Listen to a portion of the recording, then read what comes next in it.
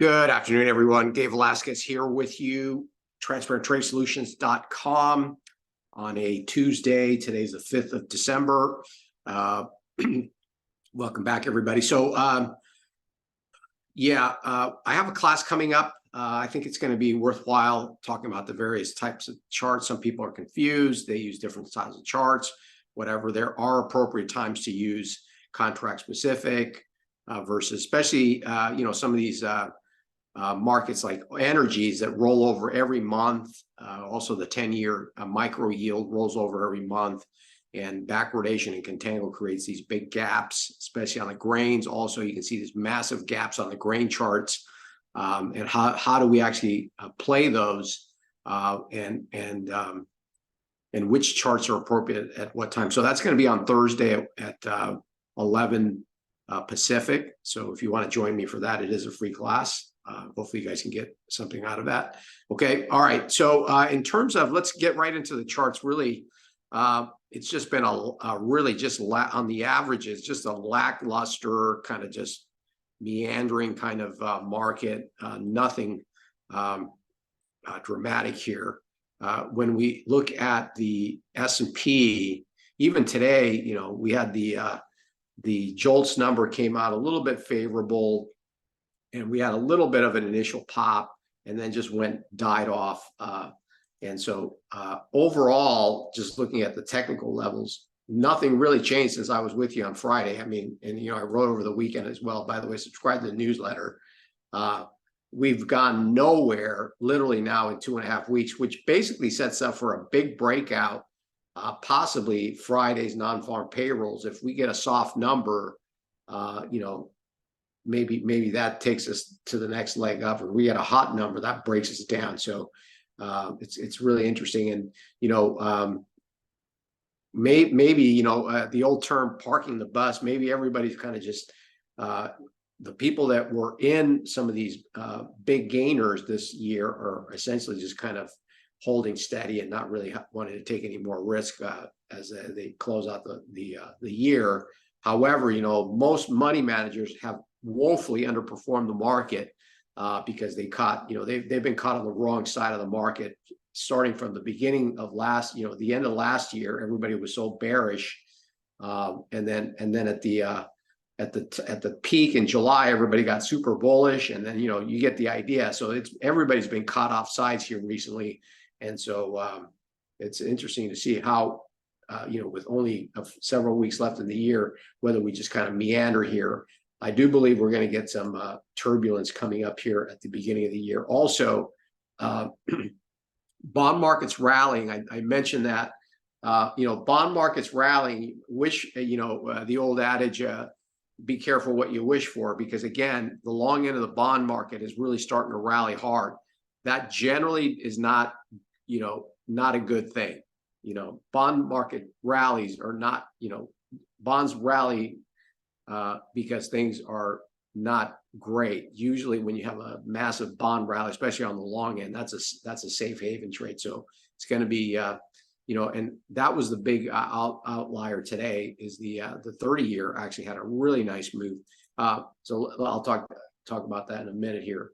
We have, also the NASDAQ just chopping around in here. And generally speaking, just a lot of the same.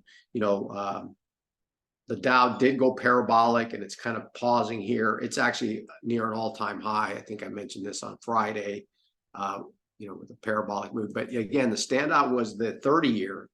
30-year has gone on a run, and we really don't have anything in terms of any levels until we get up to like 121, maybe even, and these aren't great looking levels as well. But it's interesting because, again, the long end of the yield curve, the 30-year rallying this hard, I would be, this is something that I don't think a lot of people are talking about, because again, anytime I've seen the bonds rally this hard, usually it's in anticipation of maybe something not great in the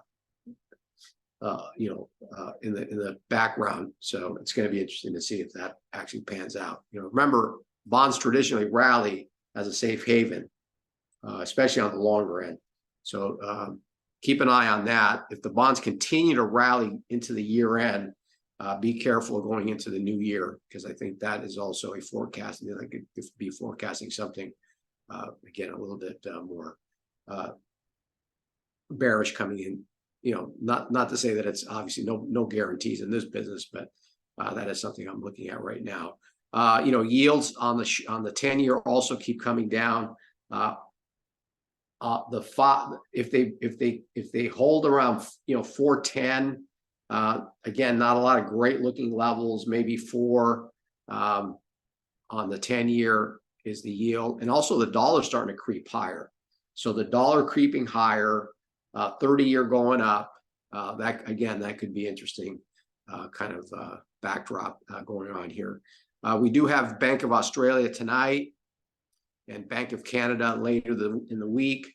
We'll see if that moves these currencies around. All the currencies has just been really choppy as well. We really haven't had a whole lot of kind of back and forth. These levels on the euro are okay, not great, because all this mess over here, and this would have to line up with the dollar index rallying up to the highs. I do believe the dollar index is going to rally back up to here at some point, 105. This is the best quality level we have on the dollar. So I think eventually, these act as magnets on the market as well. So, and then also the yen is on the cusp. I mean, if it's got to break 63.38, maybe this is also ready for a move here on the yen, a breakout move as well. So those are really the only markets. And then, finally, gold blow off top over the weekend. With everybody again talking about 2100 and so forth. What we had was it blew through 2100 and literally in 15 minutes gave back $50, and it's already pulled back over $120 in the last 48 hours. And this to me signals a possibly major blow off top in gold. And again, gold is notorious for it's such an emotional, trading vehicle, whatever. So now it's kind of in no man's land. Is it going to regain this 2000, 2100 level? Perhaps, but right now I would be very cautious. In fact, I probably would not look at buying gold until it pulls back. And in fact, there's some levels that were formed as we were coming down. There's some levels that were formed somewhere along here and here. And, and I don't see, I can see gold falling all the way back down to 1900 very easily after this. Also similar, silver also kind of in kind of a lesser fashion, if you will, had a lesser kind of move, but still also like a blow off. And looks like silver is also headed back down to like 22 an ounce as well. So that was over the weekend. Part of it was the low volume in the after hours on a Sunday afternoon. I think that's actually what caused these kind of moves, but it doesn't matter, right? So clearly somebody's trapped in those trades. Anybody that went long, anybody that's long gold anywhere from 2060 is underwater right now, right? So anybody that went long at 2060 or higher is totally underwater, and these people are trapped. That's why the prospects of them gaining back are going to be very, very, very tough for people to get back. So anytime you get these situations where you get a bunch of trapped longs, you're probably going to have to squeeze those out, take them all the way down to 1900. And then if anything, on the next move up, it's probably going to have to move all the way down to 1900. By then, all of the longs are probably going to get taken out. So just keep that in mind as well. That's kind of the psychology of the markets right here. Oil is also kind of just meandering lower. 72 is the marker. If it can't hold 72, then I don't, I think we're probably going to retest the lows here. It doesn't look great. I think, oil looks like it's headed lower, but you never know. You got inventories tomorrow, so we'll see if that moves anything. And then nat gas, I think, is poised for a move here. It's been range trading and messy for, gosh, going on a month. And this generally portends a strong move. Anytime we have, if you look at this right there, we spent a little bit of time here, and then all of a sudden, it exploded out of nowhere. This right here, and then it went down really sharply. So generally, these patterns hold where you have, these sideways kind of messy patterns in nat gas, like here, and then all of a sudden you get a spurt here. So I suspect we're probably ready for something like that in nat gas. I'm going to play it either with the futures or boil or cold. KOLD, if you don't know what KOLD, that's the ultra short ETF, and then boil, BOIL, is the ultra long. And those are some interesting patterns on that as well. If you pull up KOLD, you'll see a very interesting pattern on that one that actually marked the top in the nat gas market as well.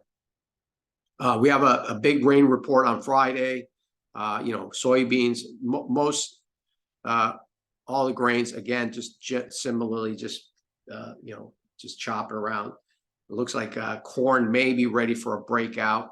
We'll see. And then wheat also looks like that's ready for a breakout move here. It broke out above 616, and it just hit that level right there. But again, this is a rollover contract. So keep in mind that gap right there was in fact a rollover from the December to the March contract. Okay. And so if you take a look at the, actually, I'll do this in the class. If you take a look at the contract specific 24, we haven't broken out yet. See that? We're right at the cusp of breaking out yet. So again, this is why it makes sense to look at the various contracts as well here. So if you think it's going to break out and you don't look at this chart, you may get whipsawed out of this thing as well. So just keep that in mind. Okay. All right, everybody, I'm going to get out of here. If you want to attend the class, I'll go more into detail about this in the class on Thursday. If not, have a great rest of your week, and I'll see you on Friday. Okay, take care.